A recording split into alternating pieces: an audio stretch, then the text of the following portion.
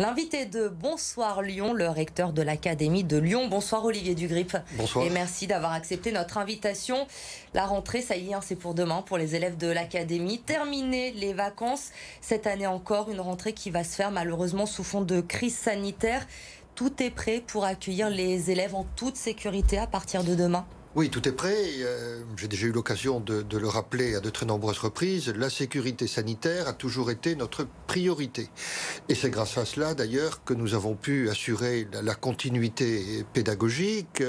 L'ensemble des parents, des élèves, des professeurs le savent. Grâce aux mesures prises, toujours adaptées et proportionnées, la France est le pays du monde qui a le moins supprimé de jours de classe. Et c'est pour nous, bien évidemment, une grande fierté.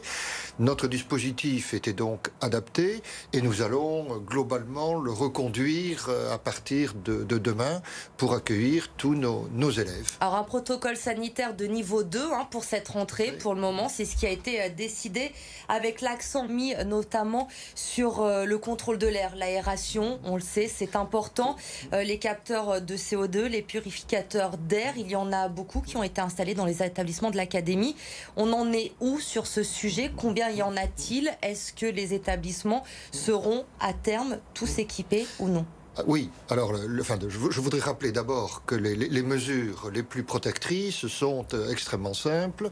Le port du masque, la distance sociale, le lavage des mains, l'aération des locaux et la limitation des brassages. Ce sont des mesures que nous appliquions avant les vacances et que nous allons appliquer dès demain avec la même vigilance et la même rigueur.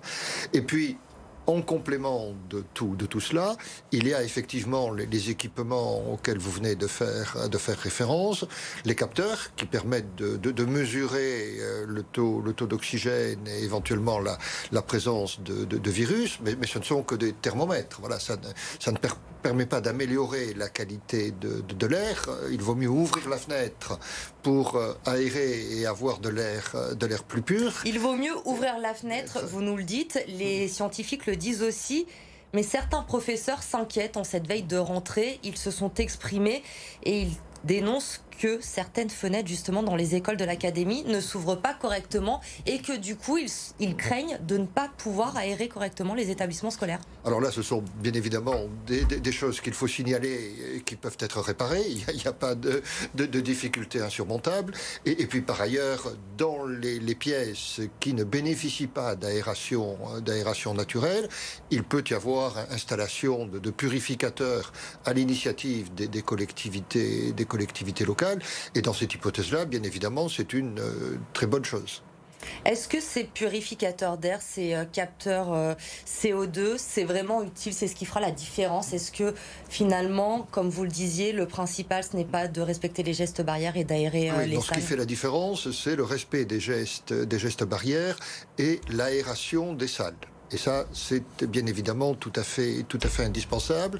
En revanche, lorsqu'une salle n'a pas d'ouverture sur l'extérieur, et ça peut arriver, un purificateur d'air est bien évidemment tout à fait utile. La vaccination, Olivier Dugrip, ça va être un enjeu aussi important pour cette rentrée pour les 12-17 ans. Il va y avoir justement une opération au lycée Jacques Brel le 9 septembre à Vénissieux. Vous avez aussi annoncé la semaine dernière la possibilité de conduire les élèves dans certains centres de vaccination pendant le temps scolaire. Comment ça va s'organiser tout cela? Qui va accompagner les élèves dans ces centres de vaccination? Alors, d'abord, il faut rappeler que beaucoup d'élèves ont fait la démarche spontanée avec leur famille de se faire vacciner pendant l'été. Et il faut les en féliciter. Nous avons des chiffres qui sont très encourageants. Mais il reste encore effectivement des élèves qui n'ont pas bénéficié de la vaccination et nous allons leur proposer des dispositifs pour être vaccinés dans le cadre scolaire en partenariat avec les services des préfectures et de l'agence régionale de santé, très mobilisée et auquel je dis toute ma gratitude. Nous avons deux types de dispositifs. Soit nous allons nous-mêmes dans les établissements scolaires pour vacciner sur place. Comme ce sera le cas à Vénissieux le 9 septembre. C'est ce qu'on va faire à Vénissieux à partir du lycée Jacques Brel pour les élèves du lycée, mais également pour les élèves de tous les établissements voisins, collèges et lycées. Et nous avons aussi la possibilité d'amener nos élèves dans les centres de vaccination avec des transports scolaires. Et ce sont les enseignants qui les accompagneront sur ces centres de vaccination? Non, non, ce sont des personnels spécialement recrutés à cet effet, avec bien évidemment les moyens qui sont les nôtres pour accompagner les élèves sur des créneaux dédiés afin de pouvoir bénéficier d'une priorité de vaccination. Alors, le ministre de l'Éducation nationale a été très clair, hein, pas de passe sanitaire, que ce soit pour les élèves ou pour les enseignants pour cette rentrée. Les parents devront faire une attestation sur l'honneur pour dire si l'enfant est vacciné ou non.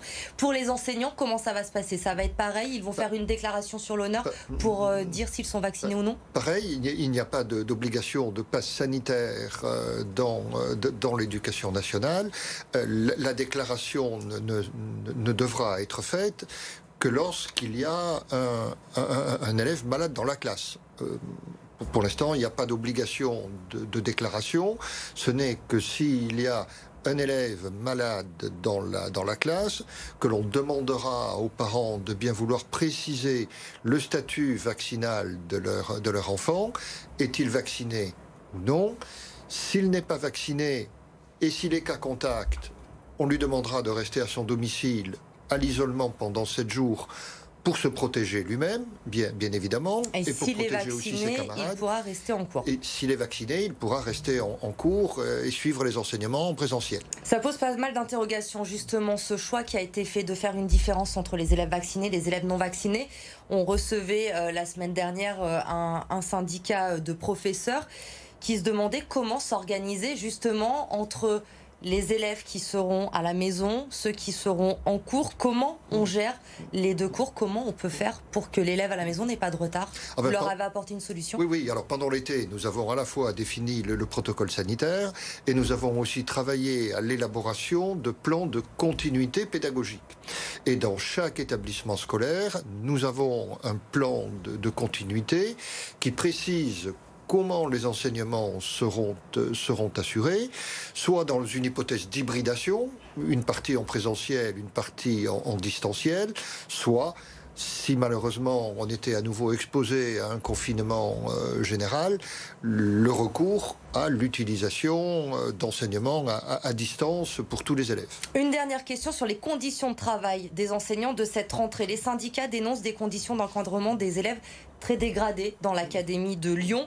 Il y a 3900 élèves supplémentaires cette année à la rentrée. Vous avez annoncé, si je ne me trompe pas, l'équivalent de 100 temps plein pour cette rentrée. Le SNES FSU dit que finalement, il n'y a que réellement 18 postes de créés. Alors, il faut dire des choses très précises. Nous avons 18 emplois budgétaires, mais nous avons 82 équivalents temps plein à heures supplémentaires. Donc c'est les enseignants qui devront faire des heures supplémentaires. Qui ont bien évidemment été délégués aux établissements. Et cela se traduit par des milliers d'heures de cours qui seront dispensées pour les élèves. Je voudrais rappeler tout simplement 2 chiffres. À cette rentrée, nous ouvrons 63 divisions supplémentaires pour accueillir nos nouveaux élèves. Et sur la période 2013-2021, nous avons bénéficié d'une création d'emplois pour 18 élèves supplémentaires. Donc pas de problème d'effectifs dans l'académie pour cette rentrée. Les taux d'encadrement s'améliorent et il n'y a pas de problème d'effectifs. Merci beaucoup Olivier Dugrip d'avoir été notre invité ce soir. À vous et bonne rentrée à tous. Et bonne rentrée effectivement à tous les élèves de l'académie. Ce sera demain matin. Merci beaucoup Olivier Dugrip.